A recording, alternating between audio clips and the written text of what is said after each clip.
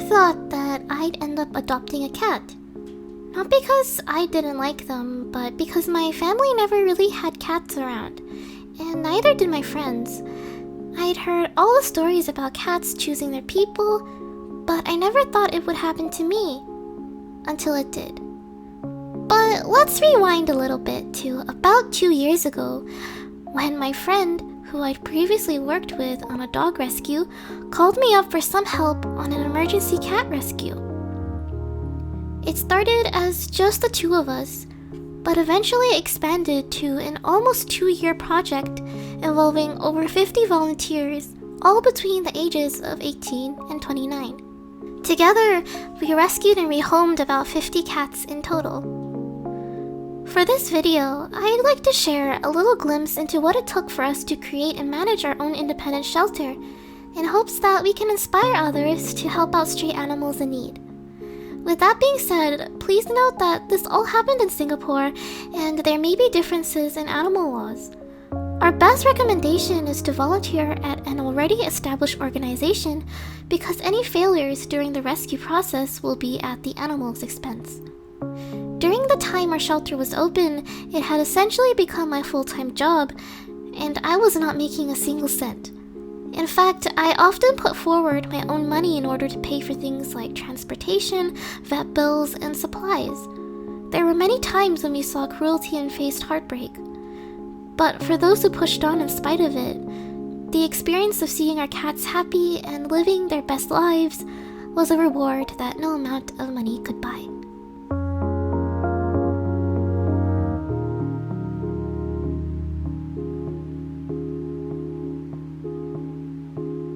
The Cattery project started during COVID because there was a very big need for shelter spaces to take in more cats, but shelters were already very overwhelmed. They had not enough manpower and not enough funding to take in more cats, let alone take care of the cats that they already have. So because of that, we decided to start our own. So we decided to build this little outdoor cattery to house a couple of cats. These cats came from particular areas of Singapore where backyard breeding were reported. The breeding was not regulated, and it was very irresponsible. We took in almost 30 the first time round, and over time, as we rehome a couple, we decided to take in a few more, because why stop there?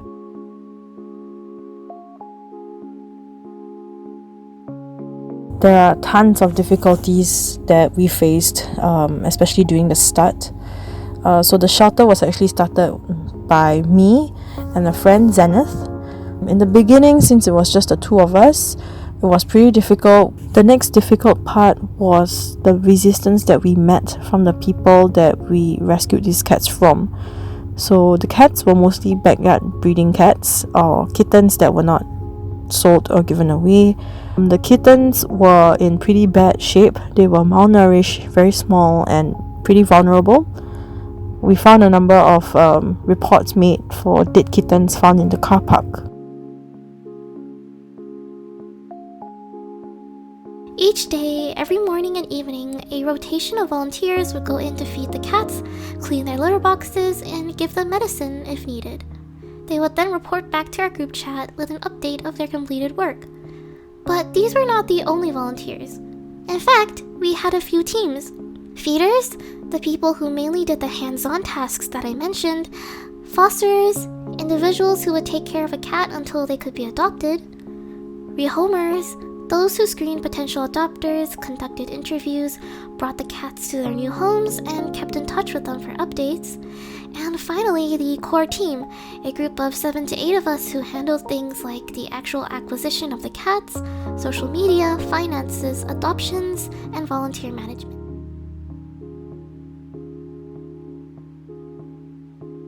For my role at the Cattery project, I am a housekeeping volunteer and rehoming volunteer as well. So for housekeeping, I'll go down to the Cattery every Saturday morning to clean up the Cattery along with 2 other volunteers, and we'll be cleaning the litter, disinfect the space so that we can make sure that the space is clean for our cats to live in as well. For rehoming volunteering, we will look at the potential adopters application and contact them. So we'll be asking them a few questions such as, is this their first time as a pet owner, and have they meshed their home, which is really important. So these questions is to help us get to know them a little bit better. Honestly, the most difficult part about running an animal shelter is honestly everything. So, example, housekeeping volunteers. We had lots of situations where after the volunteers were trained, they never showed up during their shift, and when interviewing for potential adopters, we never know if the adoption was going to be a success. So for example, for Rosin and Hera, for various reasons, they failed their home trial about 3 times before they find their forever home.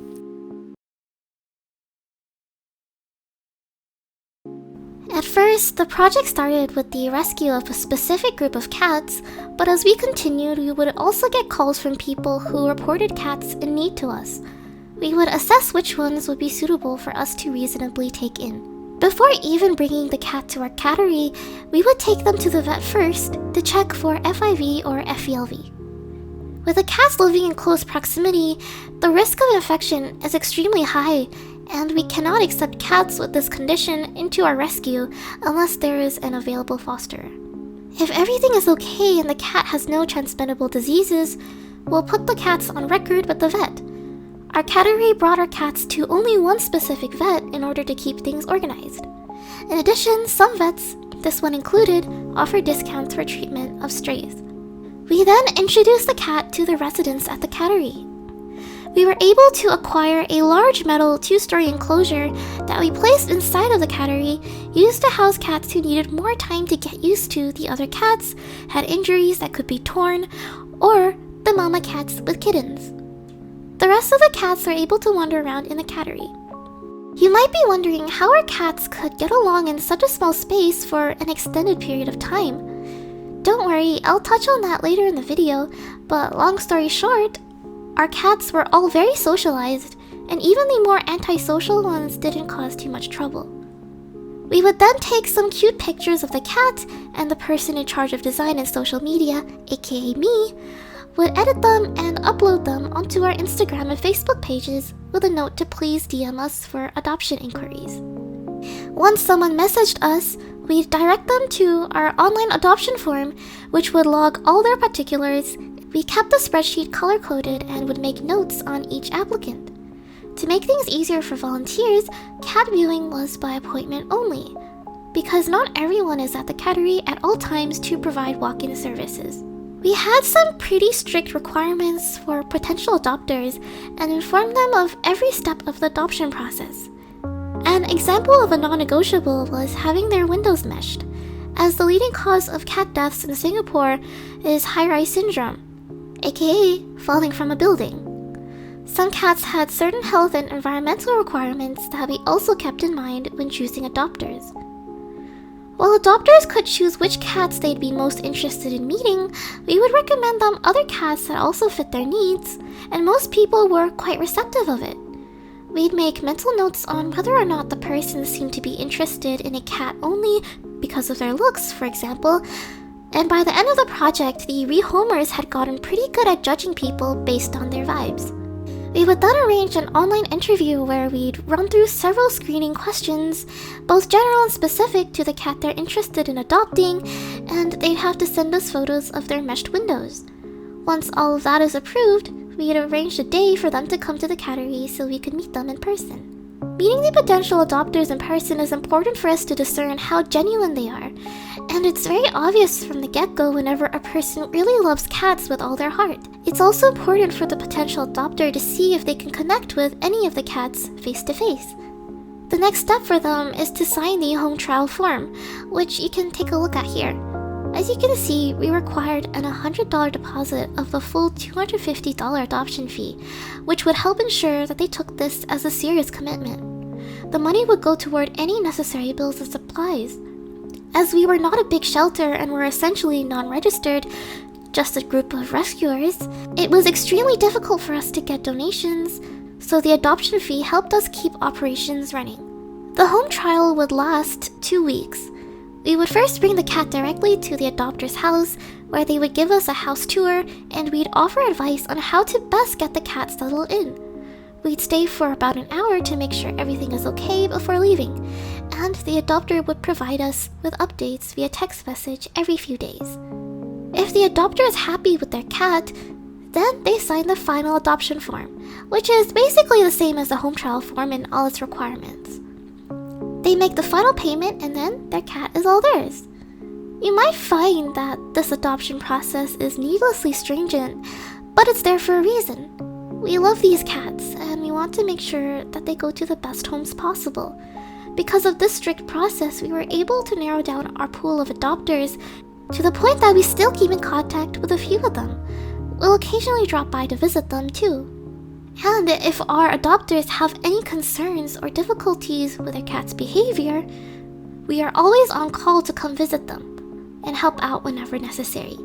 In fact, we even helped one of our adopters while she was going through a difficult divorce, because for us, we don't just care about our cats, we care a lot about the families who take them in too. Every single one of these families has been super compassionate and friendly, and I don't think we'd have been able to build these connections had we been more lenient with who we chose. If you were to ask me what I found the most difficult, it's two things. The first is knowing how and when to say no. A big problem in many rescues is overcrowding. There just isn't enough space to adequately care for the sheer number of strays, and at some point you have to come to terms with the fact that you can't save them all. The worst feeling is when it's an urgent case that we have to reject, but we have to put the cats currently in our care at top priority. Once you go over capacity, it risks the health and well-being of every single cat in the shelter. Rescuers need to be careful that they don't turn into yet another hoarding case. The second also relates to the fact that we can't save them all. Rescued animals come with many health concerns, and kittens who have been born on the streets are especially vulnerable. Unfortunately, some may not make it, and that was the case for two of our babies. Rest in peace, and though you both may not have been with us for very long, we all miss you dearly. Now for the part everybody is probably most interested in, and for everyone who has no interest in learning about how a cat rescue operates, I totally get you for skipping right to this part. Of course, I can't talk about every single success story or we'd be here all day, but I'll focus on a few of my personal highlights and what I found were the biggest transformations. The 8 orange cats. These guys were one of our most urgent cases. 8 siblings, all confined in a cage along an apartment corridor. When we picked them up, they were so small at about 2 kg or 4.4 pounds that we initially thought they were kittens, only for the vet to inform us that they were fully grown and very malnourished adult cats. They were so malnourished, in fact, that once they did start eating, they couldn't stop. And their bodies had been so deprived of nutrition that everything they ate just came back out.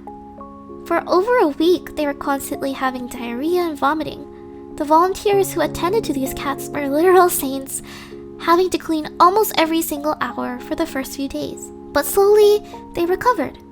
Even after having lived the first 4 years of their lives inside of a cage, they learned to love people again. Our resident angel, Bryce, was so sweet and docile that he'd actually fall asleep when getting his nails clipped. We got so many inquiries for this batch of cats because of how pretty all of them are, so we made sure to choose their homes carefully, and I'm happy to report that they are all now living their best lives in their forever homes. Named after Freddie Mercury for his big voice, Freddie was our largest resident cat. He was notorious for yelling so loud you could hear him from down the street. While he would tolerate humans a decent amount and would have his affectionate moments, he absolutely despised being kept inside the cattery and would frequently try to escape, being strong enough that he could actually bend open the wire gate and wriggle free. At one point, he was so distressed about being kept inside that he'd rub his face until it was raw and bleeding, and the volunteers decided to try something.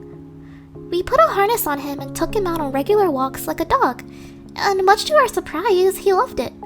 In fact, we ended up doing this with a lot of our cats as well, and before long, a lot of them would be excited for their daily walkies. Freddy was a big eater, so we were able to teach him a few tricks as well, like sit and paw. But the biggest revelation came when a family came by to visit. At first, we were really worried when their 4-year-old kid tried picking Freddy up and walking him around on his back legs, only to realize that he loved it.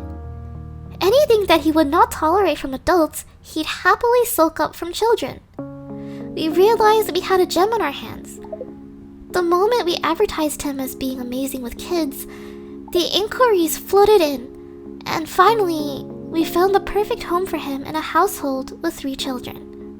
Freddy now spends his days lounging around at home, making sure that the kids are never out of his sight. We visited him several months after his adoption and are happy to report that when we opened the front door to take our leave, our once notoriously loud escape artist showed not even the slightest interest in stepping outside.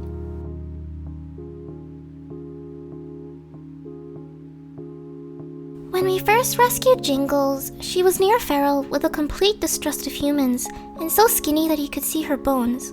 By the time we picked her up, she was already nursing a litter of kittens. Despite her cold and distrustful demeanor towards us, she didn't give us any problems and eventually grew to accept the occasional pat, although she never approached us out of her own accord. Her mild and gentle personality showed itself when she settled in, often babysitting the kittens of our other mama cat, Sweetie, and intervening to stop potential fights between cats. While she chalked up to a healthy weight while with us, the main problem we had with Jingles was that compared to our other cats, she was very plain-looking, quiet, and rather uninterested in people, which meant she was easily overshadowed by the more friendly and outgoing cats in the Cattery. But something interesting happened. We had another cat in our Cattery who was just as unwanted, a black cat named Lemmy. Many potential adopters wouldn't even consider Lemmy because of superstitions surrounding black cats. Somehow, the two of them bonded and before long would spend all of their time grooming one another and were basically inseparable. As luck would have it, a family of adopters wanted 2 cats and fell in love with Lemmy, so when asked if they'd take Jingles as well, they were more than happy to. The once indifferent and distrustful Jingles completely transformed in her new home, and the two of them now spend their days holding paws and snuggling up with their parents in bed. I've already mentioned these 2 previously in the video, but I'll further elaborate on their story. Due to various circumstances, the 2 of them were individually returned 3 times each, which severely affected their mental health, to the point that the normally calm Rosen was hissing, biting, scratching, and had to be put on antidepressants. For Hera, she had already been traumatized from her past of being physically abused and then abandoned, having tried crawling back to her original family's house despite literally being kicked out the door. Her injury left a permanent mark. Somehow, against all odds, fate decided to put the 2 of them together. A couple in which one wanted Rosen and the other wanted Hera, so they ended up getting both. We had originally been worried as the 2 had proven to be mostly comfortable being the only cat in the household, but we figured, why not give it a try? To our amazement, after some time, Rosen started to approach Hera out of her own accord. Little by little, she began to take on the big sister role, despite being younger than Hera by a few years. She had been in the household for several months longer than Hera, so she began to show her the ropes. She would even make sure that Hera ate her food before Rosen would even eat herself. It was like they bonded over that shared trauma. With rescued animals, it can take months or even years for them to open up to their new families, and for these 2, it did take some time, but ultimately it paid off, and after many months together, they are now finally starting to play with one another. Before we talk about Bonnery, I'd first like to talk about Tucker and Marcello, specifically Tucker, my mini schnauzer who crossed the Rainbow Bridge at the very start of 2021. This part of the video was very hard for me to record, because even now, I still cry when I think about them. Tucker had been by my side for 15 years, so the loss was devastating to me. I found myself subconsciously searching for him everywhere I went, chasing after his shadow. Then my mom told me something interesting. She told me that she had a dream that she saw him running off into the distance in a field full of dogs, and when she called out to him, he stopped briefly, only to keep on running, like he was looking for something in the distance. A few months later, I met Banri. Banri was part of our first batch of rescues when the rescue project first began, and at that point I had zero intention of adopting a cat. By that time, we'd already adopted a dog who you might know as Omi if you've seen some of my other videos and posts on Twitter. But when I walked into the Cattery that day, Banri ran toward me like he was greeting an old friend, flopped over at my feet, and wouldn't let me go. I visited him again just to make sure that it wasn't a fluke, and he made biscuits on my lap, purred like an engine, and when it was time for me to leave, he held onto me so tightly I had to physically extract him from my body, all while he cried and protested. Amber said that he watched me until I disappeared. Other families dropped by with their interest to adopt him, but Banri wasn't interested in them. In fact, he was very lukewarm towards even the other volunteers. Bringing it up to my mom was, well, let's just say it didn't go well, that's for sure. She gave the typical spiel of, I hate cats, and was angry at me for several days when she realized that I really wasn't going to be giving up on adopting this cat, even stubbornly insisting that she was only allowing me to adopt him because she knows I'll do it anyway, and don't expect her to befriend the cat. When the day he came home arrived, it was like this was where he was always meant to be. Usually our rescued cats would take some time hiding under the couch or somewhere small and safe before coming out, but Banri hopped right out of the carrier and made a beeline for all the family members, rubbing against their legs. My mom fell in love in an instant, and since then, it's been history. Roll tape. Baby, I love you. Baby, I love you. 对你说的悄悄话。Baby, I love you. Baby, I love you. Baby, I love you. 对你说的悄悄话，只是默默地等待着。But the most amazing thing was just how similar he is to my Tucker. Though no one could ever replace him, Banri filled that empty space in my heart that had been missing ever since Tucker left. In fact, Omi and Banri definitely parallel the dynamics of Tucker and Marcello in our household, like it was always meant to be. Maybe it's silly of me, but I think Tucker must have sent Banri to look after me in his stead.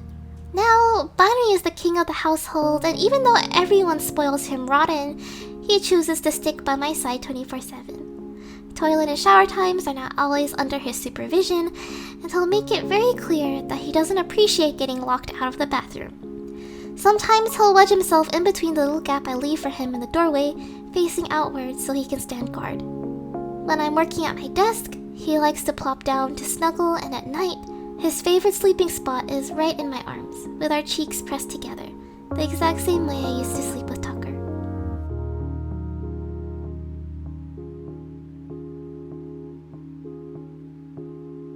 We may not have been around for very long, but a small difference is still a difference. We introduced many first-time cat owners to the joys of cat companionship, changing many people's perceptions of what cats are actually like, and that they can be so wildly different from one another, just like you and me. Going back to what I mentioned previously about how our cats turned out so friendly, I think it has a lot to do with the environment and how we treated them, which had the biggest impact on our kittens who grew up surrounded by so many other cats and people.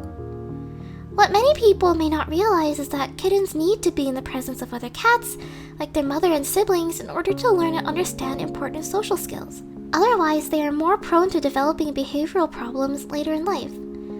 When people adopt kittens by themselves too early, they may grow up to become your stereotypical antisocial grumpy cat. This is sometimes known as single kitten or single cat syndrome. However, in our shelter, instead of being confined into individual kennels, our cats were free to walk around the cattery and interact with one another, so they essentially had to get along or be miserable. For the ones who really couldn't tolerate it, they were moved to foster homes where they could enjoy their personal space. For the ones who could tolerate it, we found that the presence of the kittens really helped them open up to one another and develop an actual community dynamic. For example, like I mentioned earlier, the two mama cats would often babysit one another's kittens, groom each other, and even look after some of the other adult cats. Two of our kittens, Cyrus and Hania, grew up in the Cattery, so when even more new kittens were introduced to the shelter, they took on the role of big bro and big sis. Even the other adult cats would play fight with them sometimes, although Lemmy in particular was a bit rough about it and often had to be reprimanded by Jingles. People were also always around to visit and play with them, whether it be our volunteers or just people passing by to see the cute kitties. They were exposed to a ton of positive interactions with both humans and fellow cats. We'd also let them out regularly, under supervision of course, for either walks or off-leash playtime for the cats who we knew would come back. In fact, our shelter was right next to a farm, so a couple of our more proficient cats played rat exterminator. More enriching activities. Boredom and lack of proper stimulation is another thing that can negatively affect a cat's behavior and health. I think for us, it was really important that while we understood cat behavior in general, we weren't trying to force them into the box of a cat stereotype, thus allowing them to express their individual personalities. For example, taking our cats out on walks, teaching them tricks, playing fetch, stuff like that. All these things you typically consider quote-unquote dog activities, so people tend not to give it a try at all. Of course, this isn't to say that running the shelter was smooth sailing the whole way through. Our main issue was that of cleanliness due to it being an outdoor cattery, and even though our volunteers cleaned every single day and did a weekly scrub down of the premises, there's no way you can get rid of all the bugs and dirt. Our cats were definitely more prone to getting sick than if they'd been kept at an indoor shelter. Rats would also frequently break into our food storage and eat the cat food. Things like that. But what I do hope is that people can look at this video of me sharing everything that we've learned and open their minds and hearts towards cats, and by extension, other animals too. Sadly, all good things must come to an end. Honestly, running the shelter was so hard. As much as I enjoyed all the good times, it took a mental toll on me.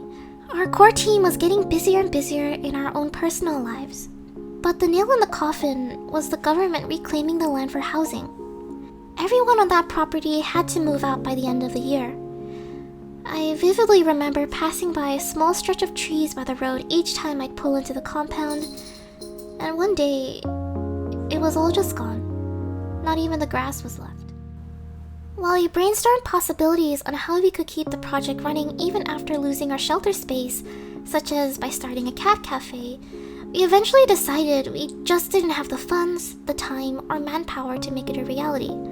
Most of us were still in our early 20s, had either just finished school or were still schooling, and it just wasn't realistic, so we instead focused on getting our remaining cats adopted. But despite having had to close after less than 2 years, I honestly think that we did a pretty good job, and I'm proud of what we were able to accomplish in such a short period of time. In this field, you're never going to be truly finished with your work. There are always more animals that are in need, more animals that are out there to save. If you have made it all the way to the end, I highly encourage anyone watching this to hit up your local animal shelter. Heck, it doesn't even have to be an animal shelter. It could be any volunteer effort in your local community that will help make the world a little better. If you're interested, I previously made a video talking about why more content creators should consider volunteering, so do check it out. In the meantime, thank you so much for watching. If you have any questions, please feel free to ask them, and I may even create a follow-up video going more in depth. So I hope you guys have a wonderful day, and remember, be good to one another. See you soon!